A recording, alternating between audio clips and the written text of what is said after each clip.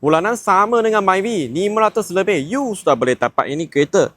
Ini adalah 2017 Volkswagen Jetta 1.4 Turbo. Itu sudah Highline full spec. So dia punya lampu datang sekali dengan Highline punya lampu. Original dia pakai 17 inci. Kita lagi upgrade bagi 18 inci. Sport rim baru, tayar baru. So dalam berapa tahun tak payah risau.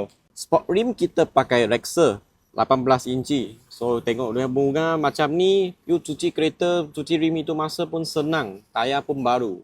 Lampu belakang Highline banyak cantik oh guys. Tengok dia punya lampu macam ni. Fully LED. Owner dulu pun banyak jaga kereta. Tengok pakai trapo punya itu Carmet.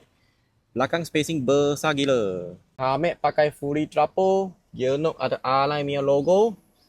Trapo juga. Sekali dia ada buat itu carbon sticker dekat side step sini. Belakang pakai trapo juga. Aircon switch ada. Belakang nampak cantik. Masih kemas. Interior original pakai kayu. Ada reverse camera. Steering facelift. Lampu depan bila you corner steering bagi kiri, dia ada lampu sini. So ini bulanan kereta baru 500 lebih. Kalau korang boleh buat pilihan, Myvi atau ini kereta.